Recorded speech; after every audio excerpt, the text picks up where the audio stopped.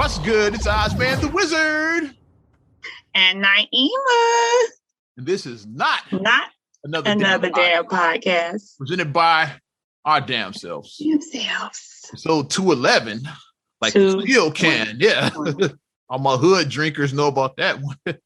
211. No 211. No 211. The liquid crack, we call that. I wasn't ready for that. I was not ready for you to say 211. That was the last thing that popped in my head. Yeah. Still a lot of 211 where I worked at Jewel. Because like the people would come in for their late night rush and I dated my share of hood rats back in the day, and they love that talking. Yeah. I worked in the hood Jewel, so so it was we saw a lot of my 211. The oldie and old style. All of that bullshit, yeah. A lot of that. Bullshit. Or the old, the one back in the day, you know, they still make it. Just hit the corner store, you know what they're looking for. Oh, they're nice. Yeah, I was literally liquid crack. That's probably what killed Nate Dogg, literally, was St. Ides. I'm sure. Drinking that. That stuff. Oh, Mad Dog 2020. Moving into the cheap wines. I was going more to malt liquors, but hey, we can throw them all out there. We can throw some cheap wines up against the wall. Cheap champagne cooks. Farm, what's all the what's farm? Oh, yeah, we don't go with all of them and shit. White port is like, come on, it's like Arbor Mist. With all of that bullshit. The cheap stuff. Well, St. Ides was probably at the top of the list as far as the wax shit, yeah. I drank some of that. I thought I was. I might just be I might be a hologram right now. So I thought back in the day, drinking that shit and drinking a 40, like this. a 40 of that shit. Think about it. A 40 ounce of that shit. It's like I'm lucky to still be in this chair. Oh my gosh! Why? In this chair. Just why? Why would you do that? Dumb shit. Oh, you see the commercials with Nate Dogg and Biggie and Snoop and Biggie, like, hey, Biggie, dude. All the cool rappers drink it. Rappers drink it. And then the rappers, they know they didn't drink that shit. They getting paid. They don't drink that shit. I think Nate might have drank it. That's why maybe some of them didn't drink it, but a lot of them were just getting checks. A lot of stuff people were just getting checks on. I don't think Snoop or Biggie ever drank that shit. Maybe, I don't know. He drank Cristal. He always talked about Cristal. Snoop is a weed smoker. I don't even know yet. And if he did drink, it was gin and juice. So that's all he's smoking endo, sipping on gin and juice. He drank Corona. He drank Coronas now because he's on the Corona commercial. Yeah, now Corona. So he went from Tanqueray to Corona because Dr. Dre came through with a gang of Tanqueray. Badass J of some bubonic chronic and made him choke. He had to back up off of it and sit his cup down. Because Tanqueray and Chronic, he fucked up now. There ain't no stopping. Just popping. And Dre brought some bitches from the city of Compton. Yeah. The cherry on top in this bitch. I do like his commercial though, because when he be dancing, the friends, how many of us have them? Friends, and he's like giving Coronas to everybody on the beach, and he's like, you know how Snoop got his little, you know how he got his smooth. He's also hanging out with Jaleel White with that purple Urkel. I see Jaleel White lean back into it. He said he don't want to ever be called Urkel again until that money start rolling. He's trying to sell weed, man. He's trying to sell weed. Now he's the weed man. Trying to sell. And then we got this. He said, how can I market this weed? Purple Urkel, yeah. I thought you were never gonna do that character. We trying to sell weed. Fuck all that. Because I couldn't believe that's okay. Oh, he done the Urkel thing for the weed thing, but he did say, you know what? I will never play that character again. He did say that years ago. Yeah, but, and then he even said one time that trying to push weed right now, though. So. He even said that. He said, if I want to do Urkel again, he said, put a bullet in my head. Like he was so serious. Like I'm never doing that again. But get the guns ready and shit. But hey, I ain't even mad. Like I said, the weed business is big, so people are, about. It's legalized, or either legalized or decriminalized in like over half the states. Mm-hmm. Mm-hmm. We see the dispensaries in Illinois. God, south over east on commercial. Over east. Couple over east, because I'm driving like there's a dispensary right there, there's a vape, there's a this, there's a that. You want to know on Commercial Avenue. It didn't make it into my video with the George Floyd looting, because I didn't go down that far. But I know that, but here's what's funny about that. Like, they probably got hit so much they had to put a sign on the doors like, if there's nothing left, stop breaking in. We ain't got nothing. Like, stop breaking in here. With the weed, like everybody gonna try. That's probably the first place they hit. Yeah, clink. Weed. It's like, so they had to say, stop breaking in. There's nothing left. So at this point, where you stealing light bulbs out the sockets, like, because there was nothing in there. Like, you got to stealing light bulbs. The weed shit was gone like an hour after, like whenever. I'm sure it was like within that hour. That hour, it was gone. Bitch was probably cleaned out within an hour. I'm sure. Within an hour, I'm sure. 2-3 days later, and y'all still breaking in. There's nothing left. Stop breaking in. Stop breaking in. Keep it 100. Yeah, just stop. Mm-hmm. But. So we talking about legends. We mentioned Snoop and Nate and Biggie and legends. Like, in legends we lost. Like, rest in peace to the legendary Clarence Williams III. Yes. He played Francis L. in Purple Rain. That's what we most know him for, Prince's father. Do I keep the lights on? Yeah. That's what I most know him from. Like, because our mom, she know him. We played Link Hayes. Link on Mod Squad. The Boomers era, know him more from that. But our generation pretty much discovered him in that movie. Yeah, he was Prince's daddy in Purple Rain. So that's Link. Like when she first saw Purple Rain, like, because she was like, "That's Link." We were like, "Who?" We was like, "Who? Who is Link?"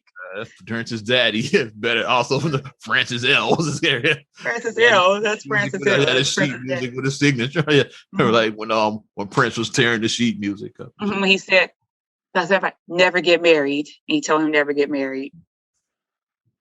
He played the acoustic version of Computer Blue. Played and then he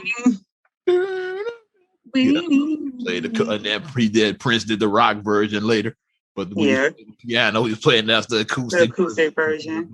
That Francis L. was playing. He was the only real actor in Purple Rain. Yeah, Clarence Williams was the only real actor. Club owner, shout out. I'm gonna write that when I remember myself this first time I met Billy Sparks. I'm telling that story. Billy Sparks. Yeah, he's literally a club owner. Yeah, the actual club owner. They just put him in the movie. And then I ran into him years later. It's like hilarious. Like it's hilarity. Hilarious. I'll tell that story. I ran into him at Powers. Like it's just hilarious. But, one of my favorite ones that Clarence Williams III did was I liked him as the funeral director in Tales from the Hood. This ain't no funeral home. Oh, welcome to hell, motherfuckers. We just tell him, "Oh yeah, I'm gonna give you the shit. I'm gonna give you the shits." Because he just played that character so well, just like for those that don't know Tales from the Hood, we're gonna talk about movies a little bit later on. Like, Tales from the Hood did not suck. We're gonna talk about so let's talk about that for a second. Yeah, I thought it was hilarious. It was basically these three hood dudes. It was Alina's cousin, Alina's cousin, The Wire. That's the three dudes. These three hood dudes. Alina's cousin, Stacy, and Joe Torre. That's the three dudes. What a trio. Yeah. Sounds like a joke you telling. Yeah. So Alina's cousin, Stacy Wood, and Joe Torre walking to a funeral. Walking to a funeral home. Sounds like a joke. It's the way it's set up. To a funeral home and try to buy weed. Mm-hmm. It writes itself. It does.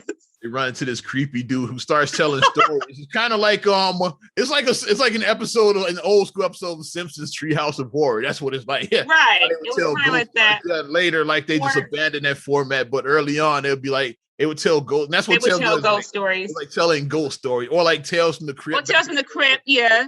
Which is like what they did, Ty. It was like a play on it because Tales from the Hood, Tales from the Crypt. I got the vibe from that combined with the old Treehouse of Horror. That's the vibe I got. Yeah. Basically, he's just telling ghost stories, and here's what happened to this guy. Yeah, because they were walking through the funeral home and they were looking at the different corpses people who have transitioned. That's it. We'll say it that way. And they was looking at everybody. Everyone has a story. Like you look, okay, see, this is his story. Mm-hmm. The first story was a guy who was a police officer who he found out something that happened to like one of his people that he looked up to was like an alderman or something. And that was the guy who was in Barbershop. He was the police officer who arrested Michael Ealy in Barbershop. And he also was the guy you said different words. Thanks for the ride. He played Thanks for the Ride and Creepshow 2, a hitchhiker that got ran over and shit. That was him. He asked Whitley Gilbert what color were her panties. Oh yeah, he sexually harassed Whitley Gilbert. He's been around a lot, that guy.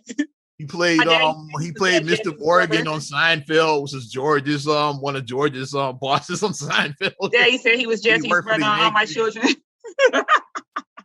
That's Daddy said that. What's Jesse doing right now? That's the thing. but then so he was a guy who was obviously trying to take down stuff and corruption. I think that the alderman was trying to take down corruption in the police force. So make a long story short, that the cops killed him and shit. The cops killed him, and then they made it look like he was like a drug addict or something. Like he was a drug addict, right? So then, of course, his name is Smudge because you die as a crackhead, basically. So now it's like all your good work, But the other police officer knew the whole truth. The black police officer. So then he comes back. He's a ghost again. That's a ghost, and he avenges him. He avenges his death and all of that shit. And at the end, he goes crazy because when he has the ghost to get his revenge to kill the cops and do all that, and then he's like, "Yeah, I got you, my brother." And then he's like, "Where were you when I needed you when I was alive?" And he was like, and then the guy went crazy, and then that's what happened to him. How he died, he went crazy. Second story was like really insane. Like, let's describe this one. You got the little kid from Soul Food. You got Rusty Cundy from and slash School Days. You have Paula J. Parker. You have David Alan Grier. This movie had a cast. It's like anybody that has a who's who of the 90s in this movie. And it was Rusty Cundy was a teacher. He was Brandon Hammond's teacher. And he was the light-skinned dude from Sprung, basically. From Sprung. And the one who said Rusty Cundy and Joe Torre and Paula J. Parker. Tisha Campbell's the only Sprung member not in this movie. Oh wow, yeah. Now that I think about it. Now you just said that. The Campbell should have been in Tales from the Hood. Now that he should have. So then he was his teacher, and as a teacher, he noticed that the boy was like, coming to school with bruises. He was like, okay, so somebody's abusing this boy. Who's doing this? The monster. So as a teacher, you do intervene. As a teacher, if you see a child, if you suspect the child is being abused, you gotta check it out. And then he just kept on saying, "The monster beats me. The monster." It sounds like he's making it up. He's making up. Yeah. He said, "The monster." Mm-hmm. And then when the teacher came to the house, and then when he met like his mother and his stepfather, everything seemed normal. Like, he seemed like a loving couple, loving house and everything. Which was David Alan Grier and Paula J. Parker. Yeah. And then he was just confused. So then when he left, and then it was revealed that the monster was his stepfather, David Alan Grier. So he was the monster. Yeah. They beat the shit out of him and his mother and all of that shit. And Rusty Cundy gets his ass whipped. Yeah. And then the boy drew a picture like a voodoo doll kind of picture. Yeah, of the monster. Yeah. And then when he followed the paper, then David Alan Grier breaks like his body. Every bone in his body breaks. He crumbles the picture up. Yeah. And then when he folded that, and then his arm snapped back like that, it was like, And then so then he dies like that. Then the third story, which is my favorite. My favorite one is the third one. Is a dude, he was a knockoff David Duke. For those that don't know, he was a former Klansman that ran for president. The Grand Wizard of the KKK. Back during that era in the 90s, during that time. Right. He's a former Klansman who actually ran for president. Yeah. Right. And the guy was based on him. Like, his name sounded similar to David Duke. I don't remember the character's name. But but you could obviously tell that what they were doing. You could obviously tell. And wasn't the house some kind of slave plantation that he lived on? Yeah, his house was on a slave plantation. Yeah. Antebellum South. It looked like it was very much the Antebellum South, very much. Yeah. So creepy portrait of some old slave lady. I don't know. I don't remember why he has the portrait on the wall. And she has all these dolls. And the dolls are in the picture with her, yeah. Mm-hmm. And so basically, the myth is that so many slaves died at that house, and basically at their ghosts are still there, and it's stop fucking with, how black people are with spirits. Don't fuck with the dead. We always say don't mess with these spirits, because you come up in this house, they're like, you gonna get yours. And then one lady was young. That's why to this day I will never do the Candyman challenge. I'm not doing that. She was like, don't mess with spirits. Do not mess with these spirits. Shit I just don't want to do and shit. To this day, it's spirits in that house, and they're going to get you. And then, he just kind of shrugged it off or whatever.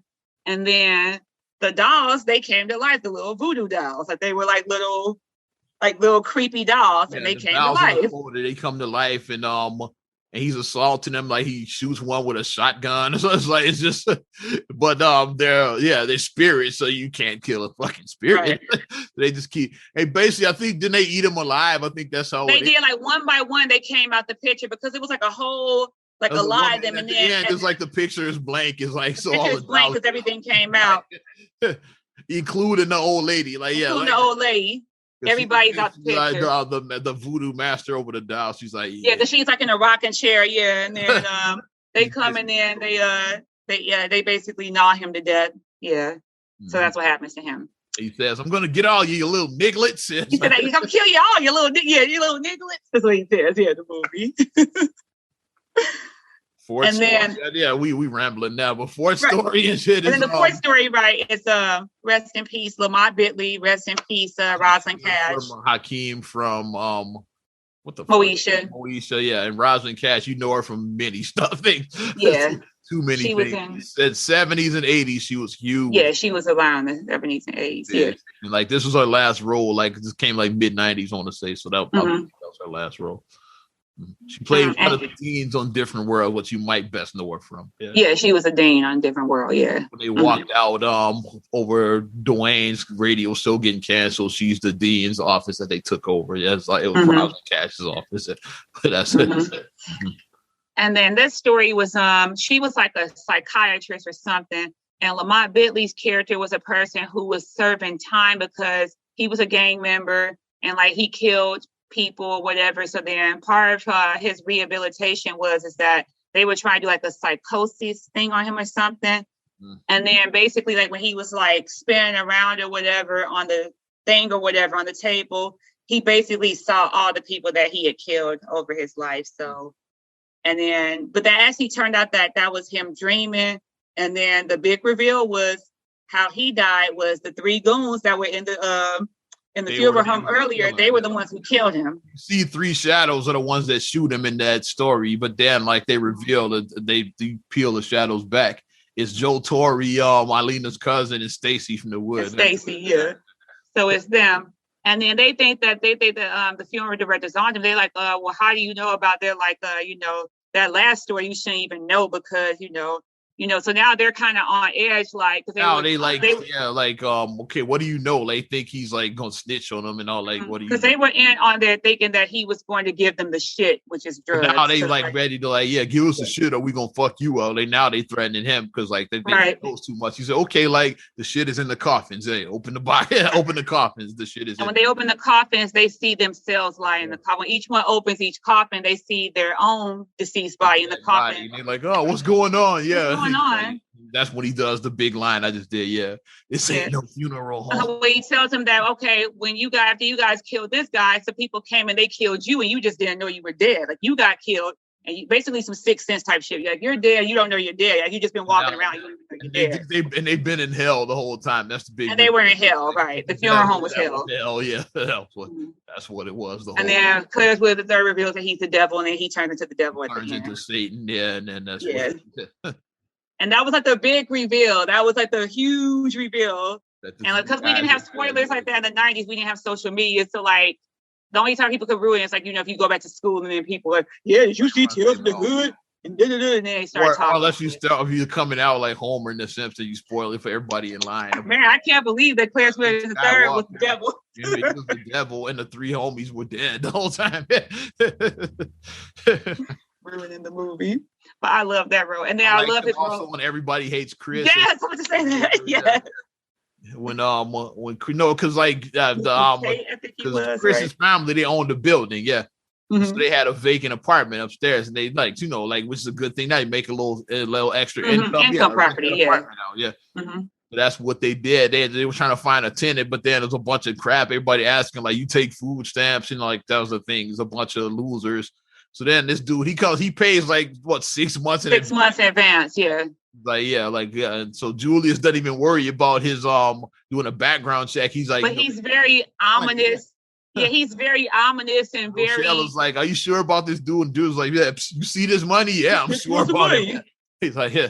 He just gave me 6 months up front, but then he's very mysterious and very strange, and just very guarded, and it's like Mm-hmm.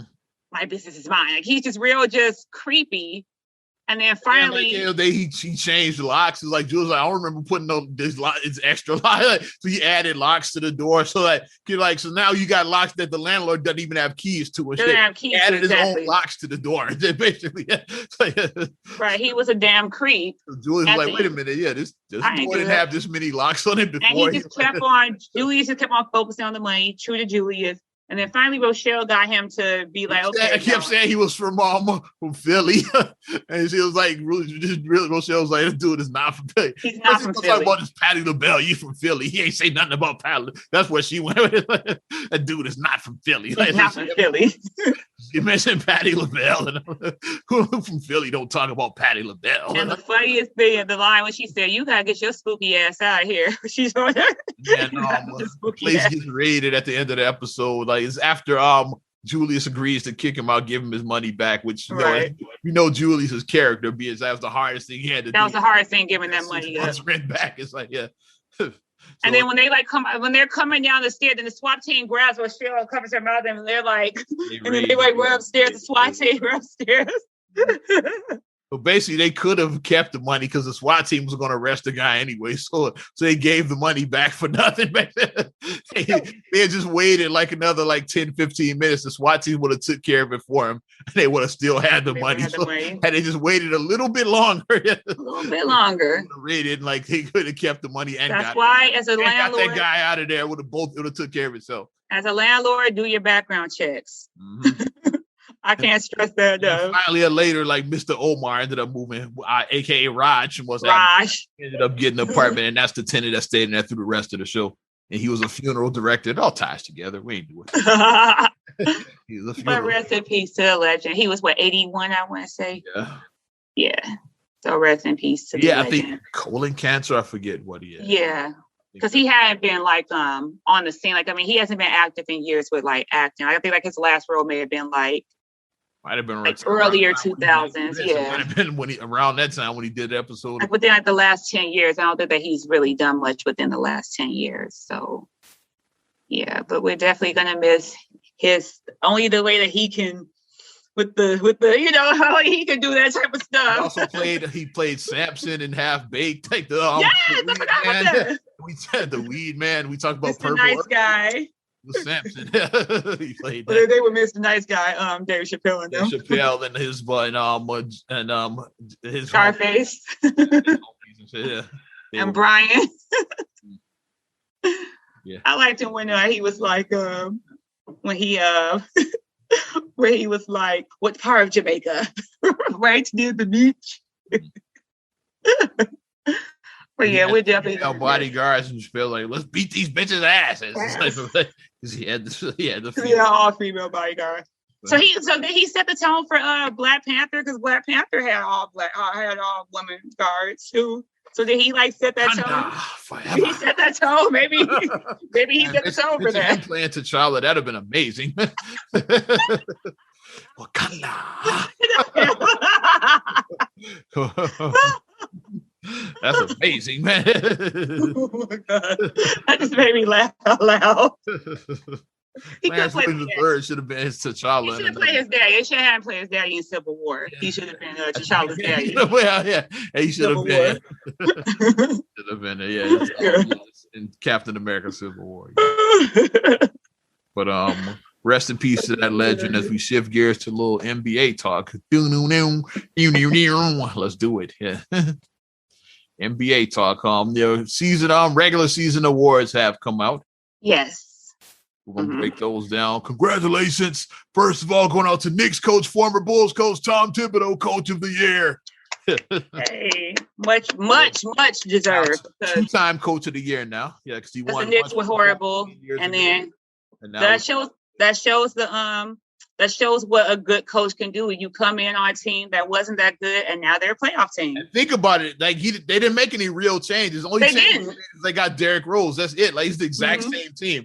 Rose is the only player that they added. But 2020, they would have one of the worst teams in the league. 2021, they were a playoff team. Yeah, playoff team. Yeah, because you added Tibbs. And the only trade they made, they traded Dennis Smith Jr. for Derrick Rose. That's Derrick Rose, and that was it.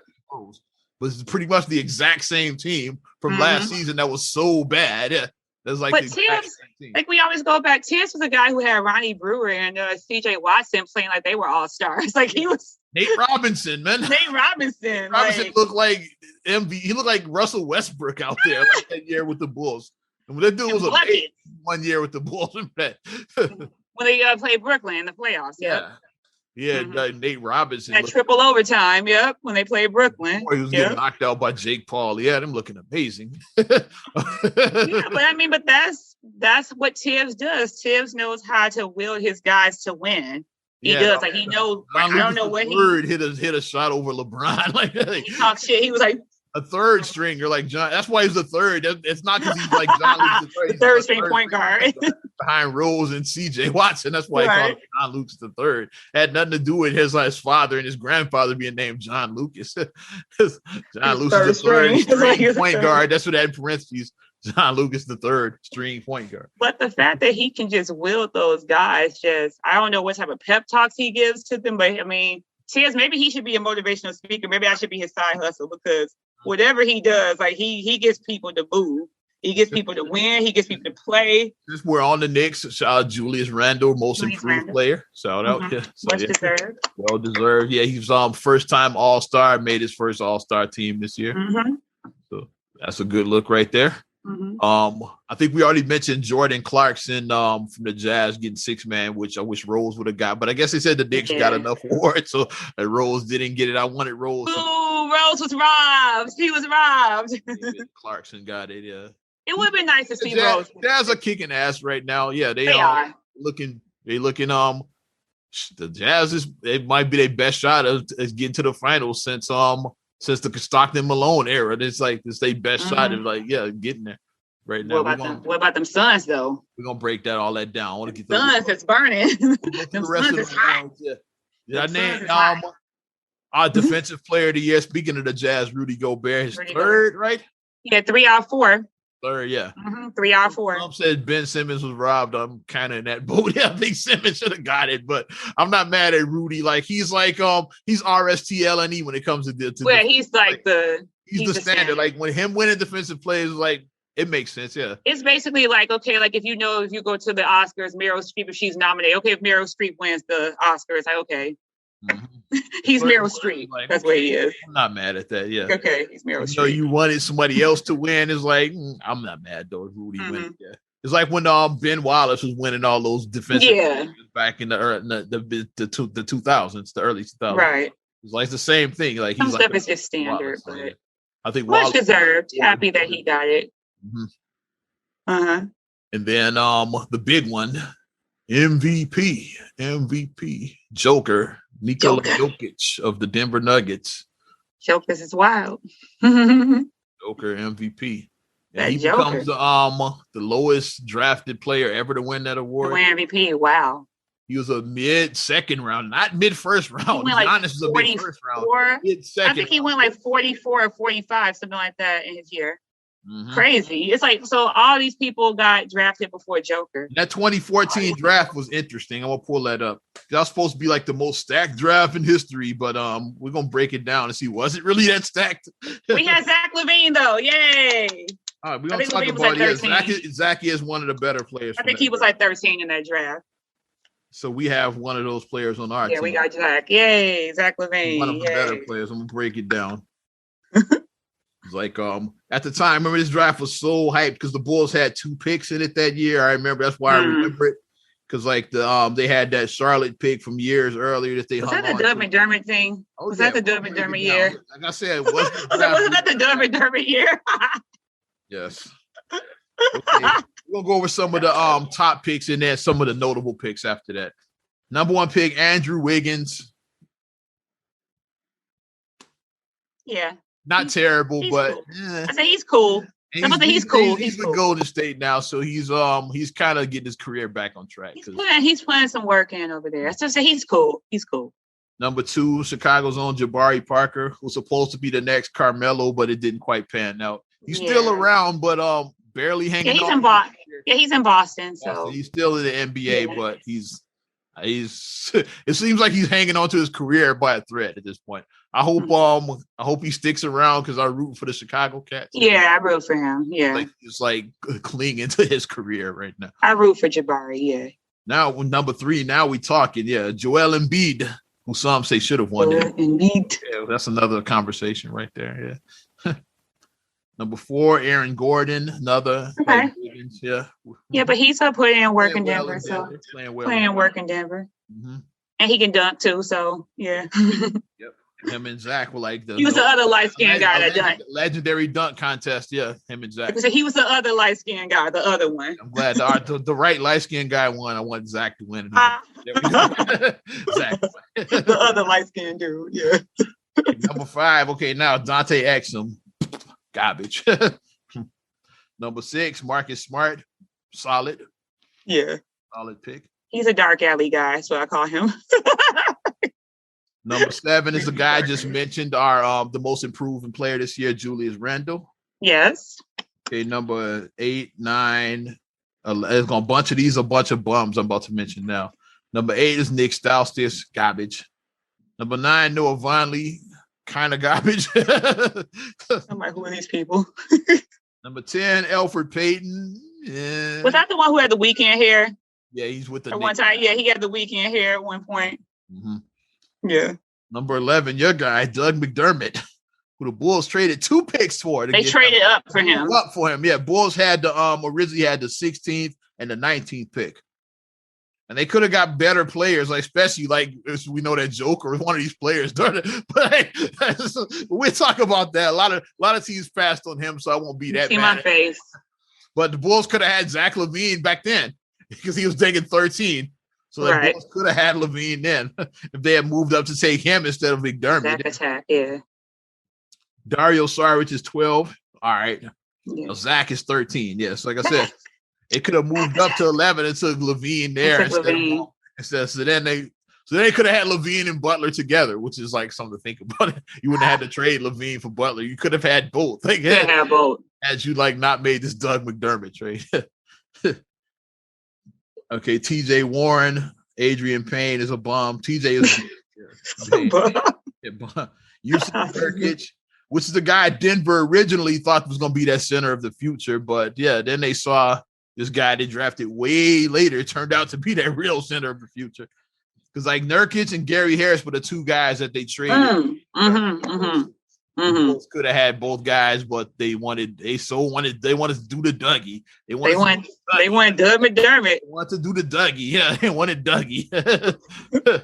So they just had to have him. They said we'll give up 2 picks. Like and said it could have been Gary Harris and Yusuf Nurkic or any of these other guys that came after them. It's like those other players, Clint Capella, they could have had him. It's like Capella. Guys you could have had like over Doug McDermott. It's like a ton of guys they could have taken. Capella was 25th. I'm just looking at some of the picks that came later. And then Joe Harris was 33rd, the second round of sharpshooter in Brooklyn right now. Mm-hmm. And then, like I say, Jokic 41st. So yeah, he's a 41st pick in this draft. That means all 30 teams passed on him, and then 10 teams passed on him. 10 passed on him. 10 passed on him twice. I mean, 10 of the team, 10 of the 30 passed on him twice. All 30 passed on him, and 10 of the 30 passed on him twice. The current MVP. So it's crazy how shit pans out. Spencer Dinwiddie went 38 in this draft. Like Jeremy Grant went 39. There was some good picks later. Yeah, some good players. Yeah, they had quality players. Deep draft, yeah. So it turned out that the draft was good, just not what you thought it was going to be. It was going to be Wiggins and Jabari and those guys. It turns out like Jokic and Dinwiddie and Grant, like later in the draft. Later in the draft made noise. Yeah. The later people made more noise in the top picks, basically. And then like guys drafted later like turned out to be better than the guys, with the exception of Embiid, like drafted at the top. Like Embiid drafted as Lowry's, at the top that really panned out. And he was the one that everybody looked at because he sat out 2 years with injury. And that's because Philly was tanking. Like, yeah, he probably was injured, but he wasn't as injured as like. Trust the process. They said, just chill out. Yeah. Trust the process. Try to get a couple more lottery picks, and then one of them turned out to be Simmons. So they said, just sit out a couple seasons. We got you. So, Simmons, who admitted the NCAA is a fraud. I just always go back to that. I ain't go to class. I ain't go to class at all my second semester. I did. After you get past that Thanksgiving break, never to go to class again. Because you get on academic probation in the spring, who cares? Like, I'm entering the draft in June. It's like, I don't care if you kick me out of this school in May. Like, who gives a fuck? It's like I'm rich, bitch. Only did he go to the draft? He got drafted number 1 overall. It's like, so they asked you Larry that. They have Nike or Puma or Adidas, whoever's weighing right there, like, here, sign this contract for your deal right this way. They have that contract for you. Yeah. I'm gonna pull these brackets up. We're gonna break down what's going on playoff wise as soon as I find my damn NBA app and shit. Had to find this bullshit. Yeah, playoffs it's starting to feel, and I guess like because we're actually seeing people in the stands now, so now it's actually starting to feel like basketball. You're out of the fucking bubble and shit. Yeah, like last year, starting to feel like basketball now because of that bubble. Yeah, it was weird. Which I get, you had to do what you had to do because of COVID. Yeah, right. And then you have the digital fans on the screen, like it wasn't the same. Looking like 2K. That's what it looked like. Right, like 2K. That's what it looked like. But now they actually, well, some fans, so these idiots are like throwing shit at players, like stupid ass people. Bottles at Kyrie Irving. And this is why I said why we can't have nice things. Like, stop. Like, just. I get it. This is the most like I say you should do. Boo! You suck. Boo! That's the most that you can do. Yeah, but you're not. When you start throwing shit, you're crossing the line. You're throwing shit, or you say something out of pocket to somebody. Like, didn't somebody talk about somebody years ago? Didn't somebody talk about somebody's like dying child or something? Maxwell, his stillborn child died. Yeah. And like that's why he ran out and punched the guy, and like at first, as he should, the media made him look like the bad guy, the big scary black man, as he should, little white dude. But then, like the more news started coming out, it's like, well, the guy was talking about his stillborn child. I'm like, yeah, I would have punched him too. Who talks about a stillborn child? That's this guy's dude's kid died and shit, and you like joking about it, yeah? Because that's the hardest loss that you can have over a basketball. It's okay, like I said, the boo and be like, you suck, and like you suck. That's normal. That's like, normal. Yeah, boo, you suck. You suck, and you'll never get a ring. It's like, and like, or like Jordan's better than you. Like that's regular stuff. But, that's normal. But saying that, yeah, I'm glad your fucking kid died, man. It's like, yeah, that's crossing the line. Come on. As he should have gotten punched, because it's like that's the hardest loss as a parent can have. Like if you think that you're having a child, you carry a child for 9 months, and then the child is not alive when they're born. That's the hardest loss that you can have as a parent. So it's like, and that could have been their first child. I don't know that story. Yeah, so right, as it should, as he should have gotten punched. Yeah. Mm-hmm. And if I was said if he got charges, if I was on that jury, I would have been like, up. I would have been like, up, not guilty. I would have not guilty. You had that ass whipping coming. That's what exactly. He had that ass. You don't talk about people's kids. You don't do that. Well, you want to start out west since we were talking about Utah and out west, Denver, and all these other teams, and Joker and Gobert. Let's start out west, yeah. Mm-hmm. As we speak right now, the Jazz 2-1 lead over the Clippers. Like I said, Clippers pulled it out last night. I saw it. I watched the game. They have game 4 is Monday, yeah. So. Mm-hmm. Yeah, PG was looking like playoff P yesterday. Playoff P was coming through. Because like, why would you name yourself that? And then you pretty much didn't live up to your name. Like, why would you name yourself playoff P? But he did come through. It's a series there because like Utah is like they've been balling all season. So we'll see will playoff P rise to the occasion again. Or we'll see what happens. Yeah. That Donovan Mitchell, like that guy, he's the truth. Donovan Mitchell is the truth. He's the truth. Yeah. Taking that next step forward. Yeah. He's the truth. Donovan Mitchell ain't. In the other West bracket, well, you'll know by the time this air whether this was a fucking sweep or not. You'll know. But the Suns, the Phoenix Suns, Denver Nuggets is the bracket. The Suns are up 3-0. Hot. These Suns is hot. Up 3-0.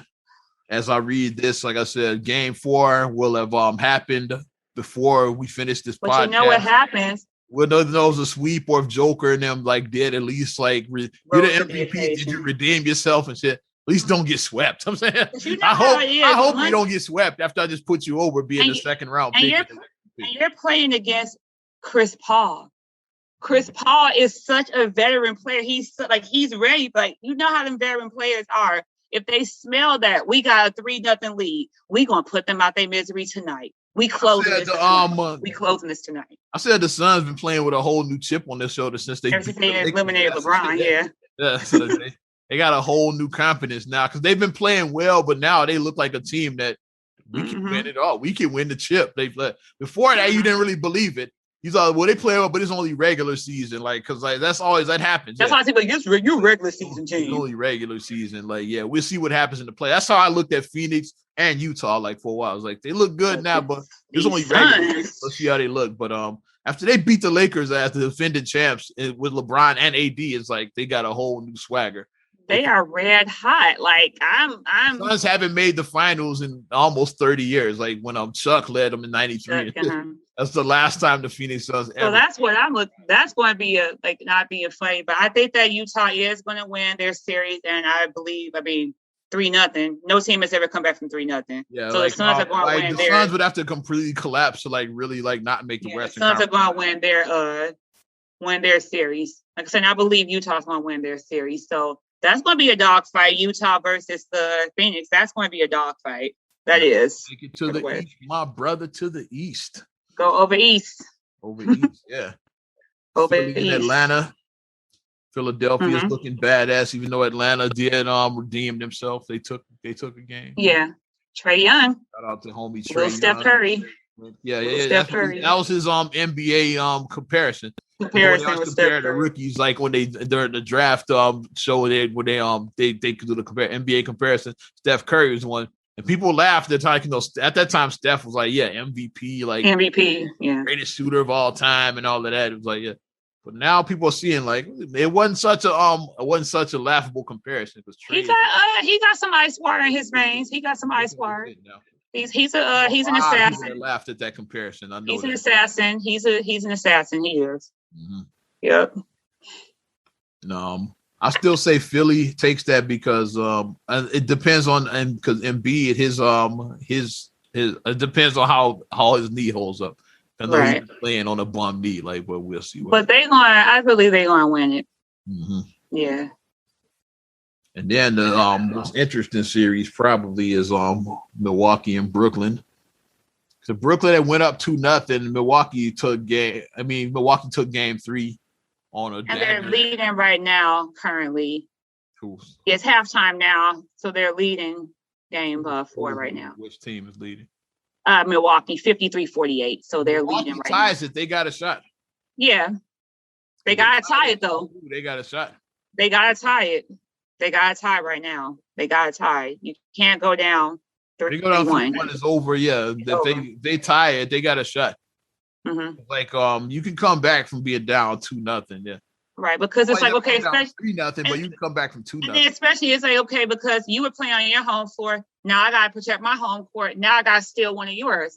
I just gotta steal one of yours. Now as long as I protect my home, I just gotta steal one. Yeah, that's a game that's currently going on, so we don't know right now. You'll know whether it's 3-1 or it's 2-2. Y'all will know by the time y'all. I want it to be a series. I want this to go 7. I do want it to go 7 because then that would be because I think that they're both evenly. I think that the Bucks and the Nets are an evenly matched. That can be a good.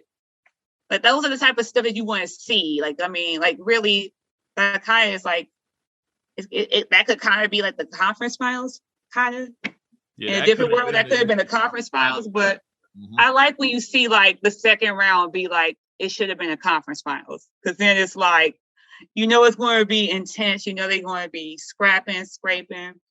You ain't going to have no 160-point games. You're going to have an 89-84 game. You know what I mean? It's what got that. Crazy about this series, especially with all that firepower that Brooklyn got, is it hasn't been any big scoring games because they've been dogfighting. They've been dogfighting games. That defense, I think that the NBA from back in my day when we grew up, when the NBA final score would be 78, 75. shit like that. That was considered a good game. Well, like kids now be like, that's like 70. That's halftime. Like shit, we get that at halftime now. We do 2K now. That's halftime. Now the game is more offensive minded. It was more defense. Right. Like we grew up with the Bad Boys and all of that shit. It's like it was more a defensive minded game back then. And the Knicks, I hated that team. It was more defensive minded. Yeah, the NBA back then. Mm-hmm. Like the scoring teams didn't win back then. Like the Run TMC Warriors, they scored. Like no, they didn't. Scoring teams didn't win. No, they were exciting, but they didn't win. No, back then. Mm-hmm. Like the teams that won champion. That's why they said defense wins championships. Mm-hmm. Like the teams that were winning were like those ones that would have like 80 points at the end of and win the game like that back then. Right. And the teams that scored like 110 who like didn't win championships back in the 90s, like in the 80s and 90s. But nowadays it's kind of flipped. Then Golden State changed everything. Golden State, boy, yeah. Golden State changed everything. Steph Curry with the shot boy. Them damn Splash Brothers. And then when they added Durant, I put the offense from here to here. Then it was 2K for real. They added Kevin Durant. Then like scoring 150 was nothing at that point. It's like you got Curry. It was just another day in the office. Like Durant, Clay, and Steph, they make up 100 of the 150 Warriors points. They make up 100 points themselves. It'd be like that.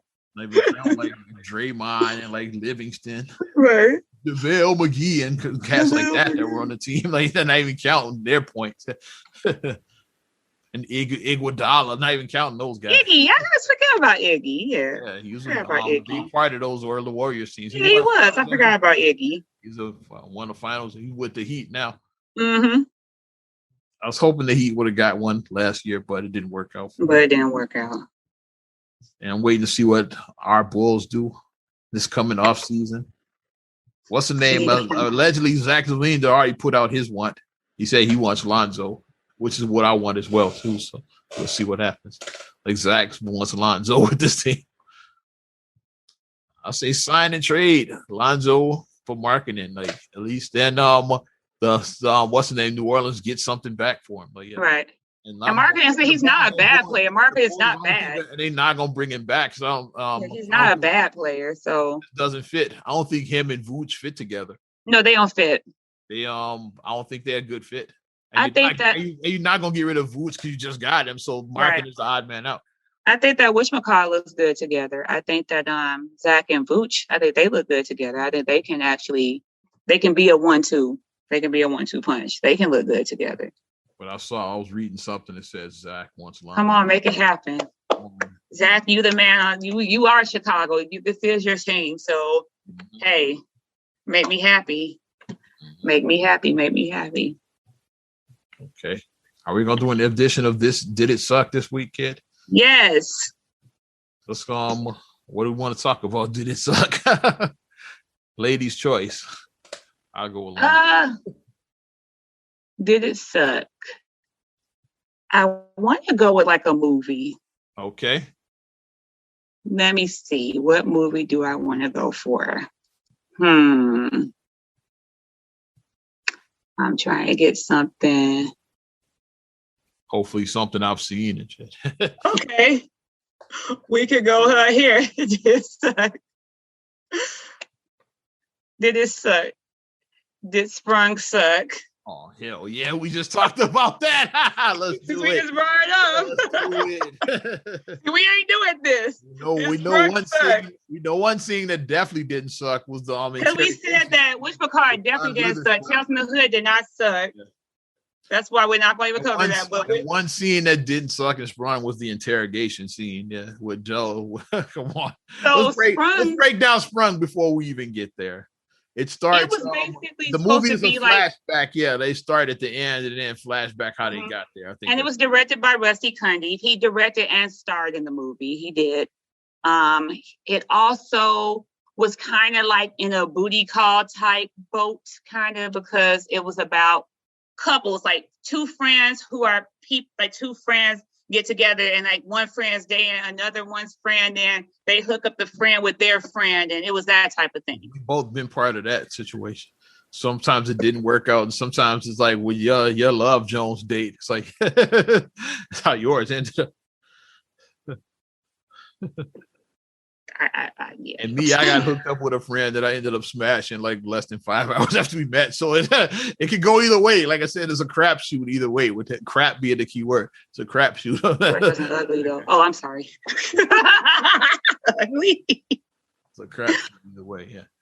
But so it starts off at the end of the movie, and they're flashing back. So the movie stars Rusty Cundiff and Joe Torre as the males, and then Tisha Campbell and Paula J. Parker are the girls. Yeah, it starts at a wedding scene at the beginning, and then they flash back. Okay, how do we end up here at this wedding? It's like they show and it starts out at the club. Yeah, right. How it starts out because it does like the little twist or whatever. Because like you don't know whose wedding it is. It said a wedding. That's why. Wedding. Yeah, so you don't know if it's Rusty Cundiff got married, but which couple's getting married. Mm-hmm. So on the box, you know who was a couple because on the box they had, and this is where we talk about the colorism.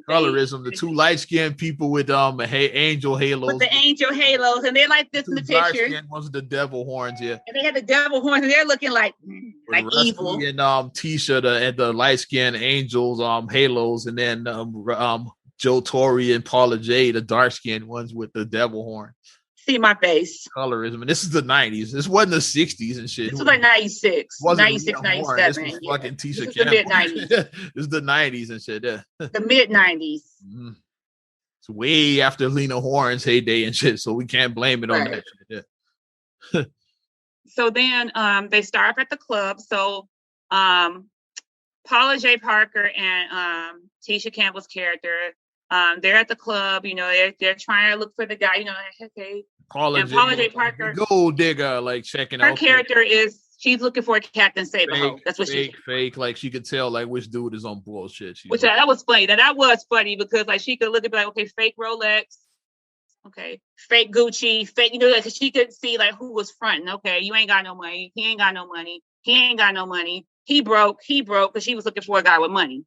And so Joe Torre and Rusty Cundiff, before they even get to the club, they on the bullshit already. First of all, he borrows his homie's Porsche, Joe Torre. Joe Torre borrows his friend's Porsche. The Porsche, to front. We're like, yeah, I pull up in the Porsche. Because his friend, I think he was like car sitting for his friend who was out of town. I think it was something like that. He was car sitting for a friend, I think. Then even to add another layer of bullshit, they stop by the ATM and he looks and picks up a fake ATM receipt. He picks up an ATM receipt. He's like, okay, bet this will work. Yeah, this is the one. Yeah, he checked the balance. And I said at the time we didn't know what he was doing because it just seemed kind of odd that he would pick up an ATM receipt that isn't his. So then when they get to the club, they run into the girls, Tisha and Paula. And then obviously, I don't remember none of these characters' names. I'm gonna call them by their names and shit. Yeah. So that's why you always say sign if it sucked if you don't remember the character's name. So I'm kind of spoiling my opinion right now a little bit, but we're gonna get to the end. No, I don't know. I don't remember any. That's why. That's why you always say the thing about when you are a person, if you are out with your homie or whatever, and then you guys meet two girls, it's like you're always gonna vibe with one more than the other. And like obviously it matched up because Joe Torre and Paula J. Parker, they were vibing. Old scheming. I think she had maybe just got out of a relationship, so that's why she was kind of cold. I think she had maybe just gotten out of a relationship or something, so she was just kind of like, whatever, the Rusty Cundiff, he was looking at her like, hey, how you doing? She was just kind of like that to him or whatever. Torre flashes his Porsche keys, like, want to go to ride in my Porsche. And the gold digger analyzes like, oh, that's a real Porsche key. Like, he ain't bullshit. Like, she knows it's real just looking at it. Yeah, she knows it's real looking at it. Yeah. And so now they start vibing, they talking is like because she saw that Porsche key. So now they interested. Before, like, she like wasn't really interested. There's like, she was kind of like, Porsche key is like, okay, real Porsche key. Okay, Porsche. Okay, this could work. Yeah. And then he accidentally drops. He drops his receipt. Yeah. And she glances down at it and reads the balance, which is like 60. She has radar vision, apparently, because she could read from staring right here at his receipt, and then she balance, and it's like $87,000 in the bank or something. Okay, it was like $87,000. Yeah. And then when he comes back, and then he says, where he waits for her to see it, and then he grabbed after he saw that she noticed, like, oh my bad, I dropped my bank slip, like. I hope you didn't read it because I'm embarrassed. The balance is a little bit low. The balance is a little bit low. And obviously, when he says that, she's like, "Oh my God, I found mine! I found mine!" So she's needless to say, like they leave immediately. The two of them abandon their friends. They leave the club immediately after that. Right, after they leave immediately. After the bank slip gag, it's like they bounce. It's okay. We're about to dip. It's like y'all too late. Hey, dipped on them and shit. They left their friends and shit. He takes. I thought her name was Adina. Because I remember she was like, Adina, when she was like having sex with him. I'm still gonna call her Paula J. Parker. Adina was her name. I can't remember the rest of their names. But yeah, so then they go back to Joe Torre's crib and like she's shitting on it the whole time. It's like, yeah, like you got the 6 figures and a Porsche. This is your house. She sits on his place immediately. That's the whole thing. Like even if you do front with like nice, because he had on like the little flashy outfit. He had the Porsche keys, and then he had the bank slip. Even if you do have all this, it's gonna be found out. A lot of y'all Kevin Samuels followers, y'all gonna be found out and shit. Y'all are not high value. You go in someone's apartment, they got a 400 square foot apartment. With roaches. With roaches. Dingy 400 square feet. It's like, yeah, like what he's is like this? shitting on his apartment. He says, "Oh, you thought this was my crib? Nah, this is my homeboy's crib that I use like basically like a jump off spot." It's like he's kind of he's like, "Oh no," he said, "because my house is all the way up in the mountains, but it takes too long." It's a quick ride here from the club. I don't feel like driving an hour all the way up to my mansion in the hills. Like more bullshit. And he says, we could go to the fancy hotel, but it's nice and cold. We already here, so we already here though. It's like that, yeah. So then they have sex, of course. Yeah, they have sex, yeah. And then when she's in the bathroom, cleaning up, I guess, she sees some mail or something. Like, his name was Clyde Henderson. Yeah, she was like Clyde Henderson. Joe Torre. She sees all his mail and she's like all his name on it and shit, yeah. And then she's mad that obviously because now it's like I gave you my goodies. For being a loser and lying about he's like from the he said it was easy to get you, so who's really the loser basically, yeah. He's like, I got you, I got the pussy, so yeah. It worked. It's basically what he's saying. Like, I was on bullshit, but it worked. I got your ass. I got your ass. And then, make a long story short, there, like, but getting back to the friends, they leave the club together. Like, Tisha Campbell has to drive dude home because he rode with Joe Torre, and so he doesn't have. He's embarrassed because like he got to ask a friend. He doesn't even know this chick to give him a ride home and shit. Yeah, so like that's awkward. Like the ride home, she was like, and she's mad because like. But I guess she's what it felt like being nice because she could have just left him at the club. But she felt like being she probably was a nice person, not her character. I guess. Yeah, she was a nice person. Okay, I'll drive you. I'm not crazy about it, but I'll drive you home like that. Mm-hmm. Yeah. And like that's what they're doing. So then she saw Paula J. Parker's character steals the fucking car and shit, like the Porsche. Yeah. And then she drives. Of course, Joe Torre now he's losing his mind. Like you took a Porsche. Now you take a Porsche, but it's not even mine. It's not even mine. You took a Porsche, it's not even mine. And he jumps on the car. He's riding like on the hood of the car or some shit like that. In his drawers, he has on like these. Which was Leon called the movie. Leon Rogers like referred to Sprung Forever like us the movie that Joe Torre was in his drawers. He has on like these turquoise drawers. So he's riding in that, yeah. Clarence Williams there, wasn't he in that scene? He stole his shirt. Yes, I'm saying yes, it ties together. Yes, I just saw about that. He was the crazy guy. His shirt in his he didn't have time to get his pants on. He just put his shirt on and shit. Yeah, he was putting on his shirt because like he just obviously ran out the house he just ran out the house basically to get this car. And then he just has on a shirt and some drawers. So when he has on the shirt and some drawers, he shows up and then he's like cursing her out from the thing, like, you the worst punani I ever had. He's like telling her, and then Clarence Williams III, he comes out the house like, excuse me? And he comes out the house with like a gun, I think. Yeah, he had a shotgun or something, or some kind of long gun he had. Yeah. He points out, that's a nice shirt. Yeah. And he basically steals what size is that shirt? I'm a 42 long or whatever he says, that he takes his shirt. So then Joe Torre, now he's driving home just in his drawers, by the cops. Yeah, and it's like it looks crazy. You have no idea. Like this chick accused you of rape is like he looks crazy as hell. Now, yeah, of course in drawers, and he's been accused of sexual assault. So yeah, so you bring him into a lineup, And it's the funniest scene in the movie and shit with John Witherspoon is like he brings each guy like, yeah, number one, say the line like, girl, you know you want these nuts. Like one line that all these guys have to read the line. They have to read the girl, you know you want these nuts. They have to read off the paper to read that one line. And like each guy is like, it gets more and more ridiculous. One guy is doesn't even have on drawers. They're supposed to like show up in drawers like he just had his regular clothes. Yes, because number two, where the hell is your bathrobe? An asshole on and we forget that the person who was the investigator was John Witherspoon, the late great John Witherspoon. So you know it was hilarious because John Witherspoon makes every movie better. Number four was a gay dude. It was like, a gay guy. He had on like lace underwear or something like that. Yeah. But then he had a big package because Holiday Parker. She gonna say wasting all that good equipment. Like she whispered that, like, "Oh, wasting all that good equipment." She had changed her attire by the time when she was. Yeah, she changed her attire. So she made herself look like she was like a school marm. That's how she was dressed. She was dressed like a school marm. Basically, to try to gain sympathy. He said he was touching himself. Yeah, he's like, so in a circular motion, say the line. Yeah, he had to like rub himself.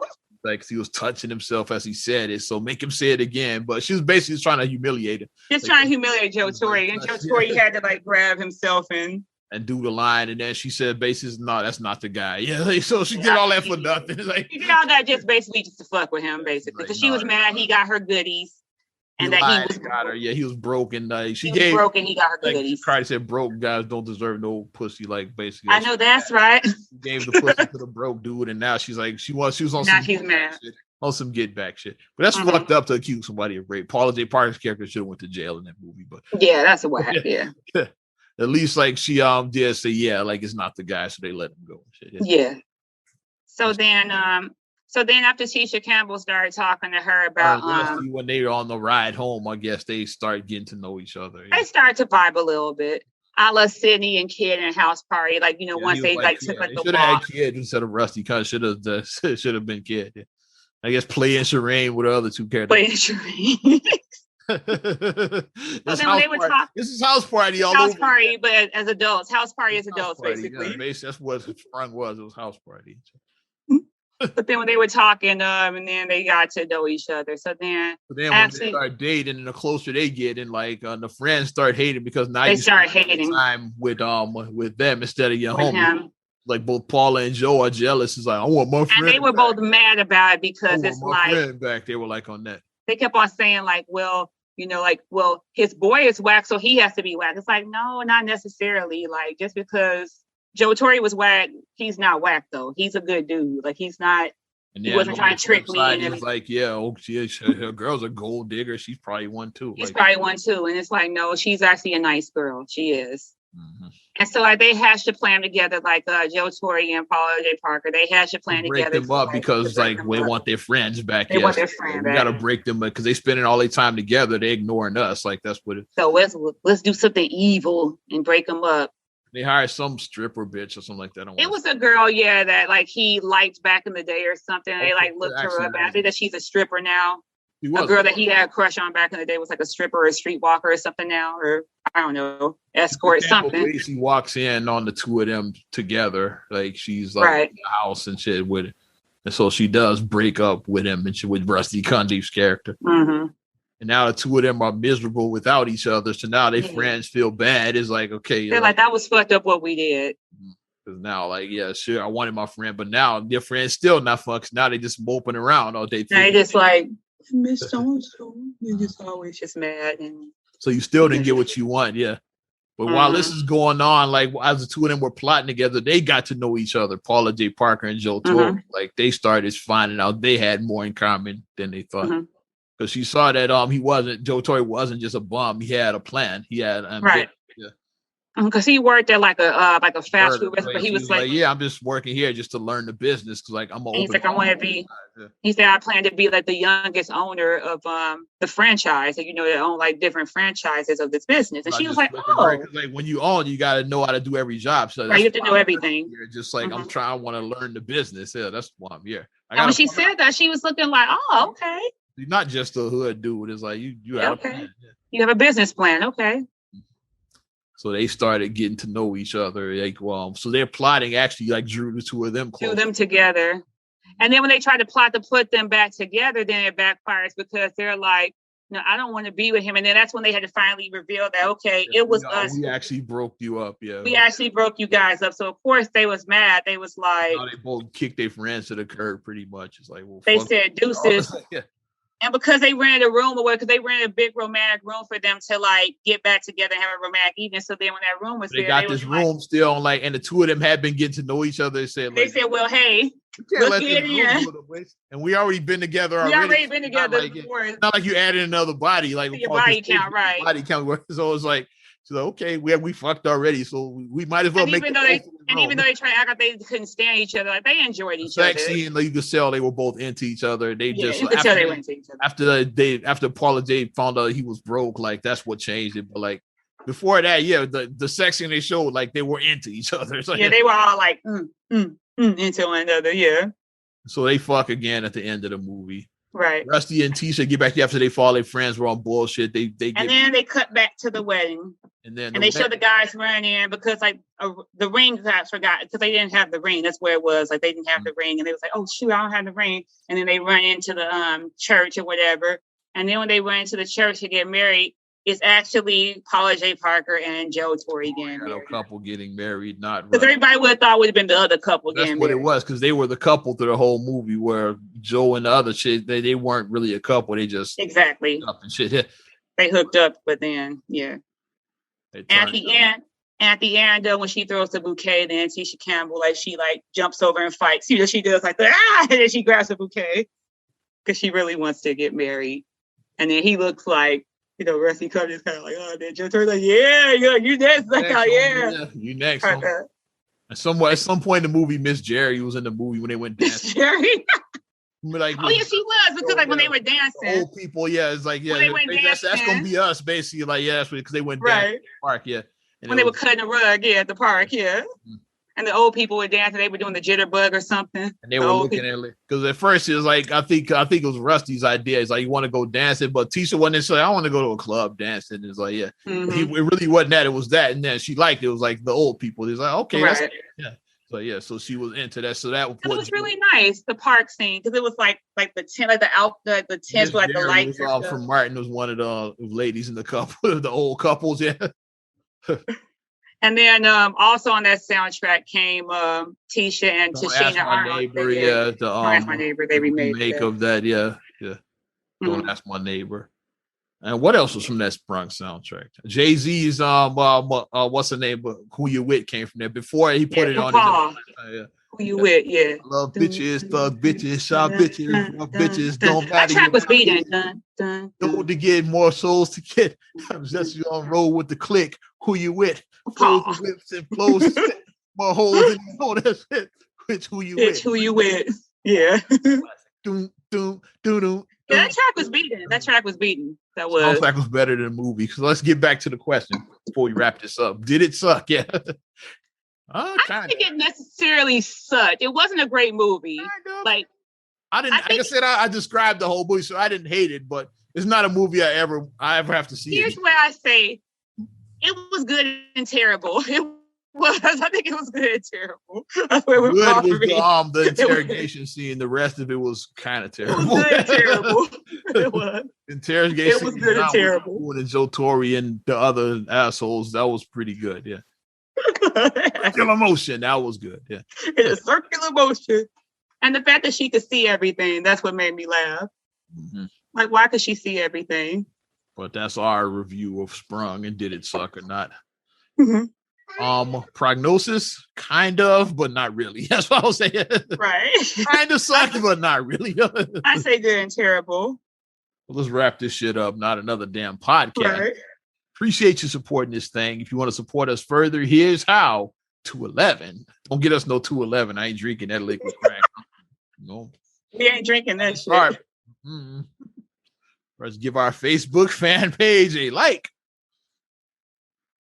Also subscribe, share, rate, review on all your platforms. I'm talking about Apple Podcasts, Spotify, TuneIn, SoundCloud, iHeart, TLC Talk Radio. What up, Tasha? Hey. Also, you want to check us out on YouTube. A little something like...